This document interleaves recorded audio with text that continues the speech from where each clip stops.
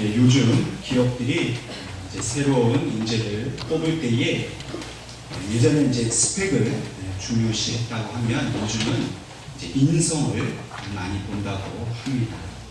그래서 실제로 외국의 대학들은 학생들의 어떤 그런 학문적인 성취와 더불어서 인재를 개발하는 그런 프로그램들을 만들어서 이 학생들이 좋은 인성을 가지도록 그렇게 많이 도와준다고 하고 있습니다. 실제로 우리의 자녀들이 어떤 취직을 한다든지 또 이 사회로 나아갈 때에 좀 스펙이 부족해서 좀 힘들어하는 경우도 많이 있습니다. 스펙이 좋으면 다 잘 될 것 같은데, 그러나 우리에게 우리 자녀들이 가지고 있는 어떤 인성이라든지 또 특별히 또 믿는 자로서 어떤 영성을 더 많이 갖추는 것이 이제 이 시대에 꼭 필요한 일이 되었다는 사실을 우리는 기억을 해야 합니다. 그럼에도 불구하고 이제 많은 부모님들이 또 많은 우리 자녀들이 여전히 불안해하고 있습니다. 그러나 오늘 우리는 이 스펙과 또 우리를 향하신 하나님의 그 어떤 그 성품 또 영성을 잘 개발함으로써 아주 균형 잡힌 우리의 자녀들로 키워갈 수 있기를 주님의 이름으로 축원합니다. 예수님의 스펙을 한번 생각해 보신 적 있으십니까? 이 예수님의 스펙을 한번 이렇게 따져보니까 먼저 예수님께서 태어나신 곳이 바로 나사렛이라는 곳입니다. 강남 대치동이면 좋겠는데 예수님은 나사렛이라는 이름도 잘 알려지지 않은 그런 곳에서 태어나셨습니다. 요한복음 1장 46절에 보면 이 빌립을 통해서 예수님을 소개받은 나다나엘이라는 사람이 이렇게 말을 합니다. 나사렛에서 무슨 선한 것이 날 수 있겠느냐. 그 당시 문화권에서 그 당시의 의식 속에는 이 예루살렘과 같은 이런 큰 도시, 하나님의 도시가 중요하지, 저 갈릴리 호수 변방에 있는 나사렛이라는 동네는 아주 시골 촌동네라는 겁니다. 거기에서는 좋은 인물이 나올 수가 없다는 이야기입니다. 다시 말해서 예수님이 태어나신 백그라운드는 아주 보잘것없는 그런 곳입니다. 두 번째 예수님의 스펙을 보면 예수님의 아버지 요셉의 직업은 바로 목수입니다. 여러분 요즘 시대에 금수저 논란이 많이 있지요. 부모가 경제력이 있고 또 부모가 좋은 백그라운드를 가지고 있으면 자식에게 그것이 많이 도움이 된다. 이제 이런 이야기가 한참 되고 있습니다. 그 당시에 그 사회적 지위에 있어서 목수라는 위치가 어느 정도인지는 모르겠습니다만 마가복음 6장 3절 말씀을 보면 이렇게 기록하고 있습니다. 이 사람이 마리아의 아들 목수가 아니냐, 야고보와 요셉과 유다와 시몬의 형제가 아니냐, 그 너희들이 우리와 함께 여기 있지 아니하냐 하고 예수를 배척하지. 아버지가 목수였기 때문에 예수님도 목수였어요. 직업이 그렇게 인정받지 못하는 직업처럼 보여집니다. 목수의 위치가 그렇게 높아 보이지 않는다 하는 말씀입니다. 이렇게 자기가 태어난 곳, 가지고 있는 직업, 부모의 직업 별 볼 일이 없어 보입니다. 결정적으로 이사야 53장 2절 말씀에는 예수님에 대해서 이렇게 기록하고 있습니다. 그는 주 앞에서 자라나기를 연한 순 같고 마른 땅에서 나온 뿌리 같아서 본 모양도 없고 품체도 없은즉 우리가 보기에 흠모할 만한 아름다운 것이 없도다 라고 증거하고 있습니다. 오늘날로 치면 예수님의 인상이 별로 좋지가 않았다는 겁니다. 예전에는 인상을 좋게 하고 또 이 면접을 볼 때 좋은 그 외모를 보여주려고 여자분들이 성형도 하고 또 화장도 합니다. 근데 요즘은 남자들도 그렇게 한다는 거예요. 그만큼 이 기업에 취직하는 것에 있어서 외모는 중요한 요소가 되었다는 겁니다. 이 모든 것을 종합해 봤을 때 예수님이 가지고 계신 스펙은 별 볼 일이 없는 겁니다. 아마 요즘 시대의 예수님이 이런 스펙 가지고 기업에 취직을 하려고 면접을 보시면 아마 다 떨어졌을 것이 분명합니다. 예수님 그렇게 좀 우리 앞에서 멋있게 사시고 좀 사람들이 가까이 다가갈 만한 그런 좋은 것들을 많이 가지셨으면 좋을 텐데 왜 예수님은 이렇게 철저하게 부족한 가운데 사셨을까요? 또한 복음서를 잘 살펴보면 예수님은 가난하게 사셨습니다. 머리 둘 곳도 없으셨고 집도 하나 없으셨고 옷도 없으셨고 사람들 앞에 내세울 만한 것이 아무것도 없으셨습니다. 그러나 오늘 우리는 이러한 예수님의 가난이 우리가 생각하는 그런 가난과는 전혀 다른 것이라는 사실을 우리는 깨달아 알아야 합니다. 오늘 본문의 말씀을 제가 다시 한번 읽겠습니다. 우리 주 예수 그리스도의 은혜를 너희가 알거니와 부요하신 이로써 너희를 위하여 가난하게 되시니 그의 가난함으로 말미암아 너희를 부요하게 하려 하시니. 본문이 뭐라고 이야기하고 있습니까? 예수님이 능력이 없고 또 가진 게 없어서 가난하신 게 아니라 예수님은 본래 부요하신 분이었다 기록하고 있습니다. 이 부요하다라는 말의 헬라어 원어는 플루시오라는 말입니다. 이 부요하다는 말은 돈이 많은 부자다 이런 뜻이 아니라 이 플루시오라는 말의 본래 뜻은 창세전부터 아버지와 함께 가지고 계신 그 영광에 풍성하다라는 뜻을 가지고 있습니다. 이 영광은 무엇을 말합니까? 그것은 바로 만물이 그 발 앞에 복종하게 되는 영광을 의미합니다. 다시 말해서 예수님이 부요하신 분이다. 플루시오 하시다는 말은 이 땅에 돈 많은 사람, 이 땅에 권세 있는 사람, 자기가 가졌다라고 자랑하는 그 어떤 사람보다도 비교할 수 없을 만큼 풍성한 아버지의 영광을 소유하고 계시다는 것입니다. 요즘 돈 많은 사람이 누굴까요? 전통적으로 저 중동의 석유 재벌들이 돈이 많지. 또 미국에서 제일 돈 많은 사람 하면 우리는 빌 게이츠라고 이야기합니다. 한국에서 돈 많은 사람은 사실 세계적으로 이렇게 알릴 수가 없지. 아무리 돈이 많고 아무리 권세가 많고 아무리 그런 영향력이 많다 할지라도 예수님의 그 부요하심에 비교할 수가 없다는 것입니다. 분명히 부자와 부요한 자는 성경에서 구별하고 있습니다. 예수님은 결코 부자는 아니셨어요. 성경은 분명히 부요한 자다 말씀하고 있습니다. 이 차이가 무엇이겠습니까? 부자일 수는 있지만 부요한 사람일 수는 없습니다. 또 부요한 사람인데 꼭 부자일 필요가 없습니다.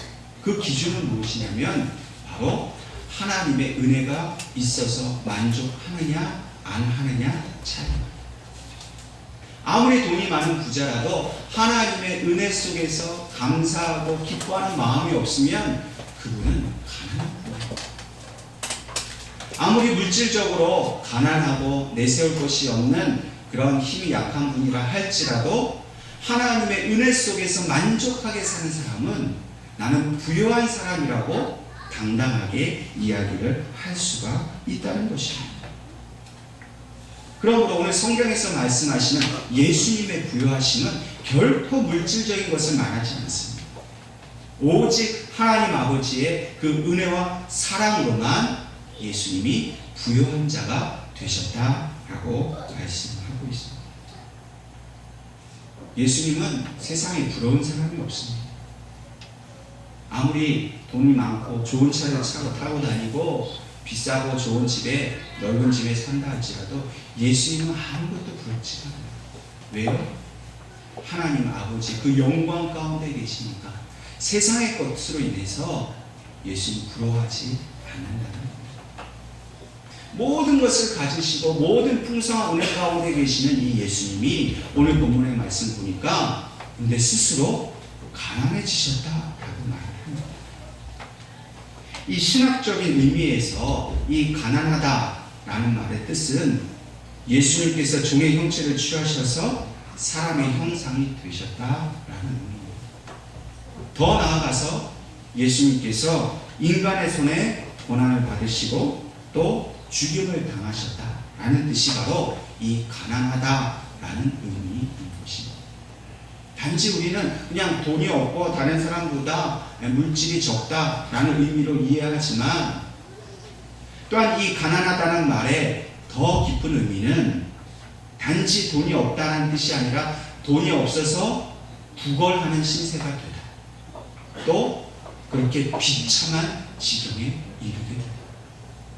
그러면 돈이 없으면, 가난하면 돈이 없는 건 그냥 하나의 사실이지요.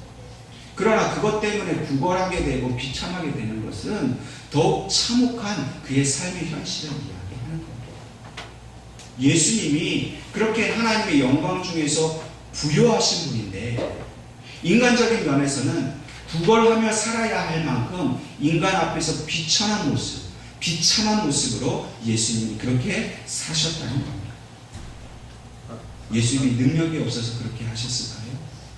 정말 돈이 없어서, 그런 능력이 없어서 그렇게 하셨을까요? 예수님이 스스로 가난하게 되시고 그렇게 구걸하시고 비천하게 되신 것은 우리를 부욕해 하시려는 오직 한 가지 목적 때문에 예수님께서 그렇게 가난해지셨다라고 말씀을 하시는 겁니다. 여러분, 예수님의 가난은 여기에서 멈추지 않습니다. 심지어 예수님께서 십자가에 죽으셨을 때에도 이미 로마 군병들에게 마지막 입고 계셨던 속옷까지도 다 빼앗기셨습니다. 여러분, 그 당시의 속옷이라고 하는 것은 오늘 우리의 속옷과는 다른 개념입니다. 우리는 아래 위에 다 따로 갖춰 있잖아요. 그 당시 속옷이라는 것은 그런 아래 위 속옷의 개념이 없고 통으로 짠 그냥 옷 이거 하나뿐입니다. 우리가 영화를 보거나 그림을 보면 예수님께서 이 상체가 다 벗겨지시고 그래도 이제 가장 중요한 부위는 이렇게 속옷을 입고 있는 것처럼 그려져 있지 않습니까? 그것은 그저 그 작가의 그 마음일 뿐이지, 실제로는 예수님이 그 소중한 그 급소까지도 다 노출하게 된 것이 바로 속옷을 빼앗기는 상황이었어요. 여러분, 가장 중요한 자기의 그 급소까지도 다 노출하셔야 하는 그 예수님의 부끄러움, 그 가난하심, 상상할 수 있겠습니까?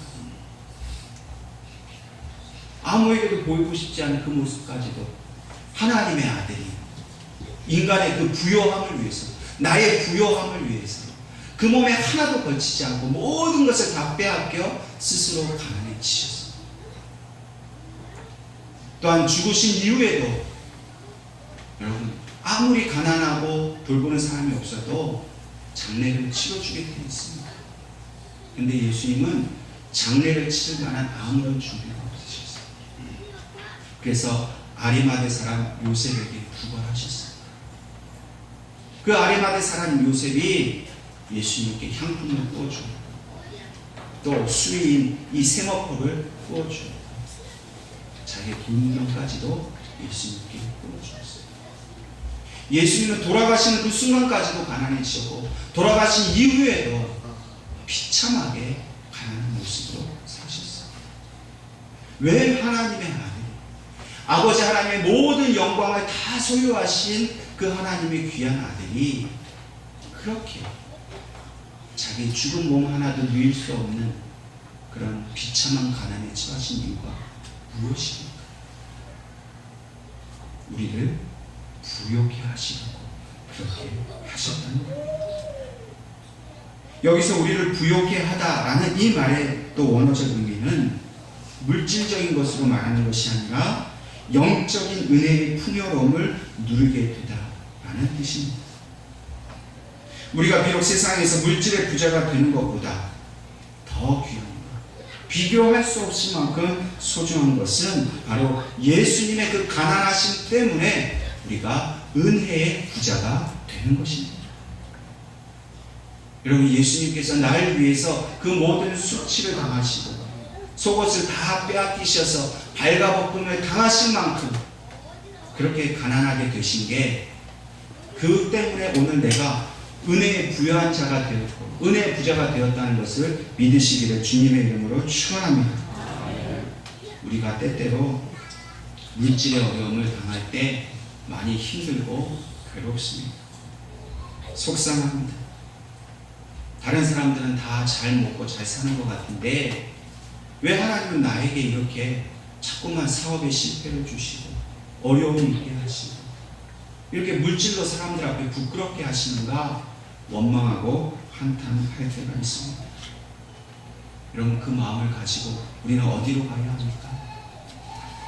세상 사람 쫓아다니고 돈 벌겠다고 이리 뛰고 저리 뛰면 그 마음이 위로를 얻습니까? 정말 그렇게 해서 돈을 얻었다고 해서 정말로 내 마음이 정말로 풍성해지고 그렇게 은혜의 삶을 살 수 있겠습니까? 결코 그렇지 않습니다. 하나님은 우리가 그 가난한 마음으로 예수 그리스도의 십자가 앞으로 나오기를 원하십니다. 주님의 그 발가벗겨지신 그 십자가를 보면서 나를 부요하게 하시려고 예수님께서 저렇게 가난하게 되신 것을 우리가 날마다 바라보기를 하나님은 원하고 계십니다. 우리는 그러한 속상한 마음이 들 때마다 주님의 십자가 앞으로 나아가기를 주저하지 않아요. 오직 예수 그리스도의 십자가 앞에서만 우리는 부요할 수 있습니다. 세상의 그 어떤 것으로도 우리의 심령을 채울 수 있는 건 아무것도 없습니다. 하나님의 영광은 예수 그리스도의 십자가를 통해서 우리에게 주신 유일한 선물입니다. 아무리 많은 지식을 가지고 아무리 많은 권세를 가지고 아무리 많은 부를 가져도 하나님의 영광을 취할 수 있는 길은 아무것도 없습니다. 오직 그 참혹한 십자가, 그 가난한 십자가, 그 앞으로 나아가야만 주님이 흘리신 그 피의 은혜로 말미암아 오늘 저와 여러분들의 가짐이 그 풍성한 은혜를 채워주심을 믿으시기를 바랍니다. 오늘 우리의 소망은 예수님을 잘 믿고 예배 잘 드려서 돈 많이 버는 것에 있지 않습니다. 오늘 우리의 소망은 예수 그리스도로 말미암아 은혜의 부자가 되는 것입니다. 우리가 날마다 영적인 일에 힘쓰는 이유가 무엇입니까? 우리가 기도하는 이유, 말씀을 듣고 읽고 묵상하는 이유가 무엇입니까? 오늘 이 시간 주님 앞에 나와 예배하는 이유가 무엇입니까? 그것은 오직 예수 그리스도로 말미암아 주시는 영적인 부요함을 우리가 누리기 위해서인 줄로 믿으시기 바랍니다. 물론 기도하면 물질의 문제가 해결을 받습니다. 물론 기도하면 우리 육신이 강건해집니다. 그러나 그것은 은혜 받은 자에게 주시는 하나님의 선물일 뿐이지 은혜 없이 돈 많이 벌고 은혜 없이 건강해지면 우리는 시험에 빠질 위험이 없습니다. 돈 많이 벌어서 그것이 오히려 나의 교만의 거리가 되고 그것 때문에 하나님 떠나게 되는 일을 우리는 종종 보게 됩니다. 하나님은 그것을 아시기 때문에 우리의 육신의 연약함을 아시기 때문에 때로 고난과 어려움과 그 시험을 통해서 진정으로 하나님께서 주시는 그 영적인 부요함을 우리가 사모하는 마음을 주셨다는 겁니다. 세상은 자기가 가진 힘을 의지해서 자기의 그 탐욕을 채우고 자기가 가진 그 권세를 이용해서 자기 배를 배부르려고 하지만 어떻습니까? 결국 그 부는 오래가지 못합니다. 은밀하게 숨어서 뒤에서 그 모든 탐욕을 부렸지만 결국 세상에 다 드러나지 않았습니다. 권세를 누렸고 부를 누렸고 내가 최고라고 살았지만 결국 세상 사람들 앞에서 수치를 당하고 모욕을 당하는 것, 그것이 바로 세상의 권세, 세상의 부입니다. 그러나 하나님께서 우리에게 주신 예수 그리스도를 통해 주신 영적인 부요함은 결코 부끄럽지 않습니다. 소멸하지 않습니다. 그것은 세상 가운데 드러나면 드러날수록 더욱더 풍성해지고 더욱더 부요해집니다. 세상에 그렇게 자랑하는 자들, 부끄러움과 수치 앞에서 민족 앞에 역사 앞에 죄인이 되어집니다. 그러나 죄인된 우리는 하나님의 그 풍성한 은혜를 누리면 누릴수록 더욱더 의롭게 하나님 앞에 서게 되는 것을 믿으시기를 주님의 이름으로 축원합니다. 궁핍함으로 가난하고 속상하여 눈물 흘리실 때마다 주님을 꼭 찾으십시오. 주님 십자가 앞으로 나아가기만 하면 주님은 그 즉시로 우리를 부욕해 하십니다. 세상에 부러울 것이 없게 만드십니다. 여전히 우리 마음속에 부족함이 있고 여전히 우리가 예수를 믿는다고 하지만 세상에 가진 자들이 부러우십니까? 아직도 하나님의 그 풍성한 은혜를 누리지 못했기 때문에 생기는 마음입니다. 우리는 예수 그리스도께서 주신 그 은혜의 마음이 우리 마음속에 풍성하다면 결코 세상의 것에 연연하지 않습니다. 주셔도 감사해요. 주시지 않은 것도 감사해요. 내가 가난하든지 부자이든지 이것이 중요한 것이 아니라 오늘 내게 은혜 주시는 그 하나님 아버지, 오늘 내게 그리스도의 그 십자가의 피로 날마다 채워주시고 나의 죄를 용서해 주시고 나로 믿음을 가지고 살 수 있도록 도와주시는 그 하나님의 은혜 때문에 오늘 여러분과 가장 귀한 은혜의 부자요 행복한 사람인 줄로 믿으시기를 바랍니다.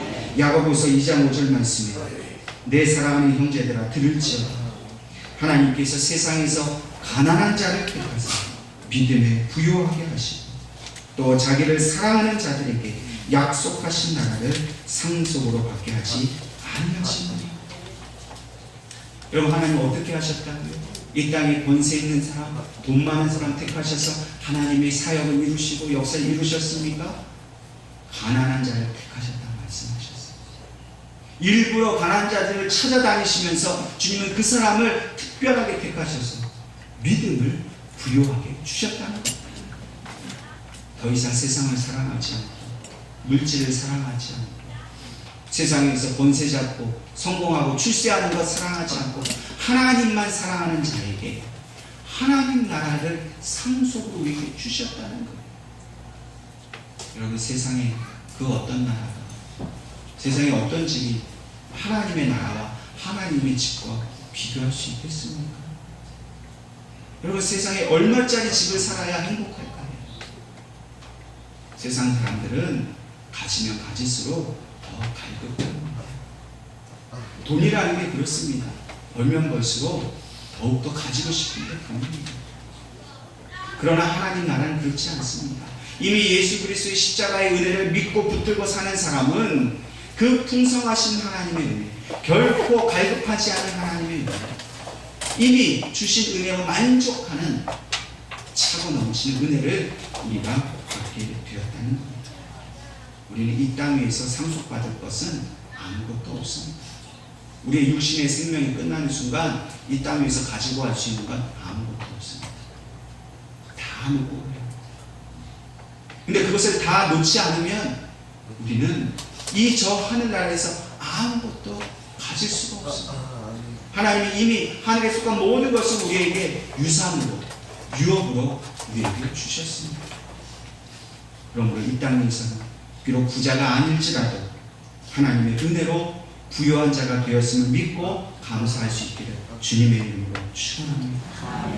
그러므로 오늘 하나님께서는 은혜의 부자가 된 우리가 세상의 가난한 자들을 위해서 물질을 나누고 또 은혜를 나누는 삶을 살기를 원하고 계십니다. 오늘 본문이 되는 이 고린도후서 8장은 이 바울이 마게도냐 교회들의 이야기를 전해주고 있습니다. 이 마게도냐에 있는 이 유럽에 있는 교회들이 어떤 귀한 일을 했다는 것입니다.